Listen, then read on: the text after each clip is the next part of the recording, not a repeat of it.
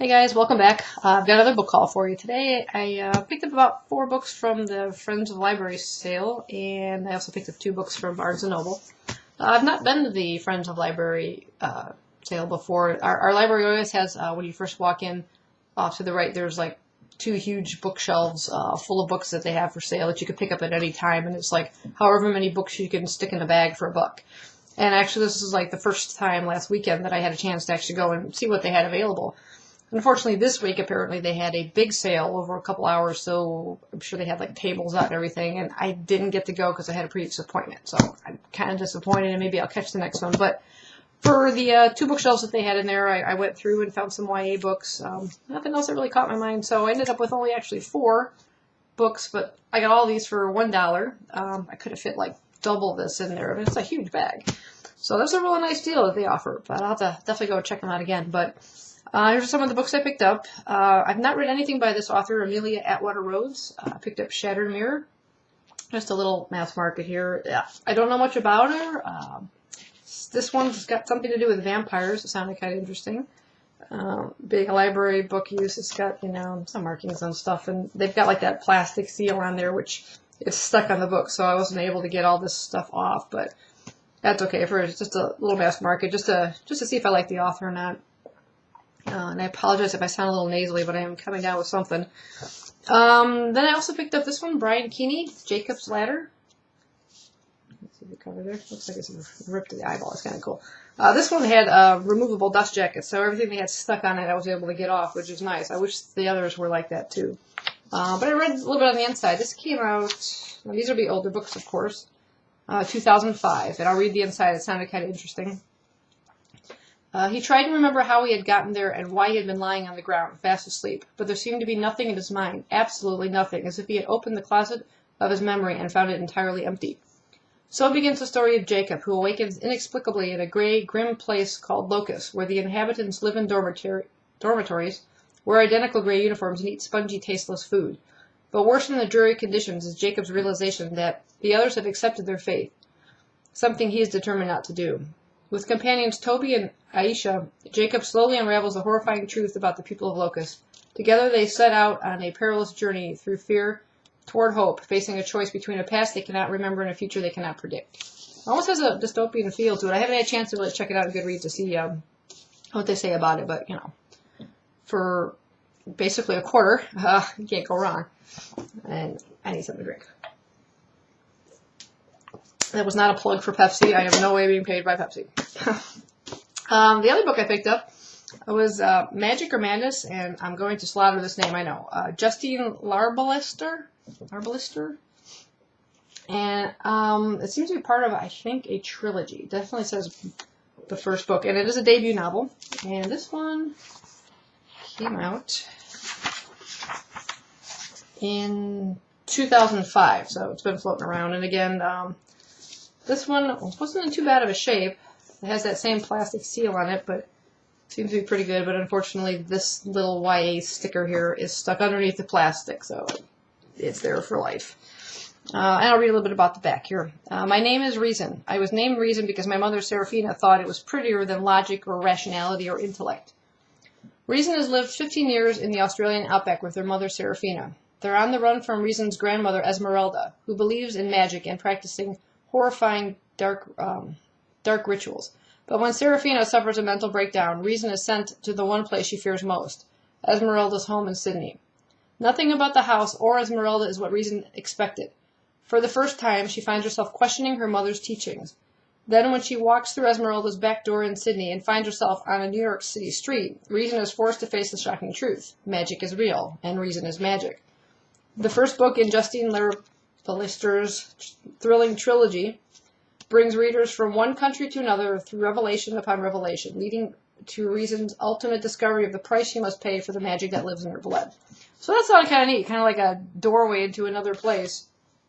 And, the whole magic thing. So it is a YA paranormal. Again, it was a debut novel back in, 2005? 2005.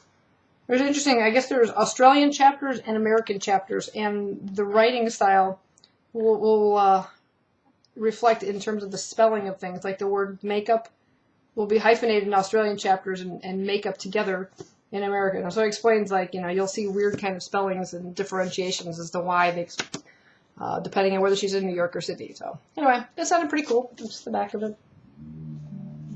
City Street, I guess. That sounded kind of cool. And this one sounded really neat too. Let me find out the year. And I'm not familiar with this author, actually. Nothing I've ever read by her. 2002. Vivian, Vande, Velde. It's the heir apparent. And again, it's got that same hardcover, got that weird plasticking. This one's kind of like peeling up on off the edges. And I was hoping it was a removable dust jacket, but it's not. And it's got the little Dewey Decibel thing there for life. And this one sounds kind of cool. This girl, let's see what her name was. Let me find the certificate. Giannini Belisario. She receives a gift certificate, and here it is at the beginning of the book, to a virtual reality game. Total immersion game rooms, it says. And it sounded really cool. In Heir Apparent, there are as many ways to win as there are to get killed. Giannini can testify to how many ways there are to die. It's about all she's been able to do since she started playing. Now all she has to do is get the magic ring, find the stolen treasure, answer the dwarf's dumb riddles, and come up with a poem for the head-chopping statue. Cope with the army of ghosts, outmaneuver her half-brothers, and defeat the man-eating dragon. If she can do all of that, why, she just might save her life. So, and the book sounded pretty cool, too. In the back it says she's talking to, I don't know if it's another player or maybe some kind of figure that appears to her, but she has to get this ring, and she's like, well, where is it? She waggled her finger at the statue, and my heart sunk. I hid the ring in that coat of mail. She smiled apologetically, showing little brown teeth, and I winced. I wish I could remember where, but the rightful owner can call it forth. How? Why, by reciting poetry, of course. Yeah, of course. But it has to be a poem of your own making. Oh, how hard could that be? Well, of course, this girl says, if St. Bruce doesn't like your poem, he chops your head off. So, yeah. It sounded really kind of neat. It's the whole dust jacket spread there. Heir Apparent, Vivian, Vande, Velde. So that's sounded neat. So that's it on my library haul this time. Maybe I'll be able to check out the Friends of Library sale next time because apparently they got some good books. After that, I picked up 2 books at Barnes & Noble, and this one I heard through one of the YouTubers, who's the author actually, Mark Henry's Happy Hour of the Dead. We actually had a copy of this on the shelf, but it was the mass market, and I bought that and got it home and realized I really didn't want the mass market because just trying to read in the little crack here was awful. So I went and traded it back and got the trade copy. Now, you might recognize this author. He writes under a different name. And I'll show you a picture. It might look a little familiar. Check him out on Goodreads to find out more, but writes YA, coming out with the first book, but this is totally separate. It's described to me by the author as very adult in nature, but again, it is paranormal, and I'm going to read a little bit of the back. It sounds kind of hilarious, too. Seattle. 1 minute you're drinking a vanilla breve, the next some creepy old dude is breathing on you, turning you into a zombie. And that's just for starters. Now the recently deceased Amanda Farrell is trying to make her way through Seattle's undead scene with style. Mortuary-grade makeup, 6-inch stilettos, Balenciaga handbag on sale, while satisfying her craving for human flesh. Don't judge, and no, not like chicken. And decent vodka-tinis.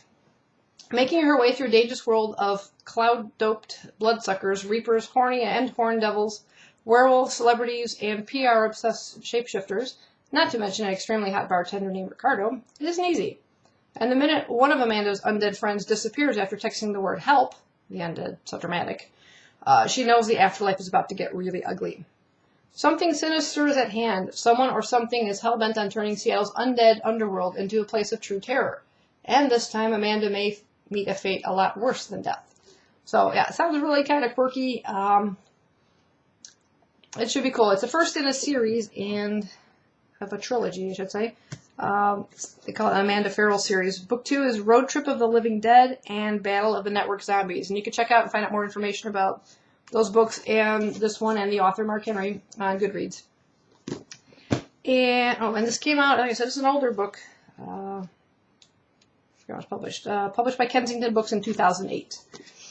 And after that, I have got one last book for you. I picked up at Barnes & Noble. It's Julie I'm having a terrible time with names these days. Julie Kagawa? Julie Kagawa. There we go. That sounds better. Julie Kagawa. The Immortal Rules. She wrote the Iron Face series, which I have yet to read. But this one sounded really cool, and I was reading a little bit on the inside flyleaf, and I'll go ahead and read some of that to you. Alison Sakamoto survives in the Fringe, the outermost circle of a vampire city. By day, she and her crew scavenge for food. By night, any one of them could be eaten. Some days, all that drives Allie is her hatred of them, the vampires who keep humans as blood cattle, until the night Allie herself is attacked and given the ultimate choice, die or become one of the monsters. Faced with her own mortality, Allie becomes what she despises most. To survive, she must learn the rules of being immortal, including the most important. Go long enough without human blood, and you will go mad. Then Allie is forced to flee into the unknown, outside her city walls. There she joins a ragged band of humans who are seeking a legend, a possible cure to the disease that killed off most of humankind and created the rabbids, the mindless creatures who threaten humans and vampires alike.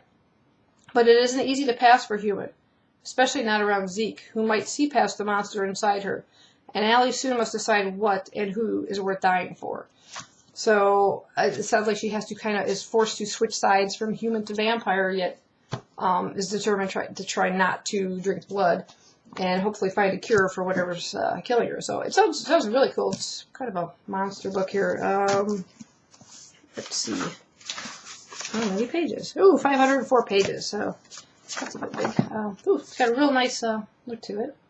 Yep, you can see the spine there. Kind of cool. Nice detailing on the book and even on the inside. Get that. There you go. Yeah. So that's it for today. I do have a couple more, I think, coming up pretty soon. And I believe July. I forgot. June or July, I'm going to have a monster book haul because at our bookshop we get employee discount days, so we get an increased discount than we normally do. So I'm already stockpiling. So we'll be back with another book haul soon. So hope you enjoyed it and take care.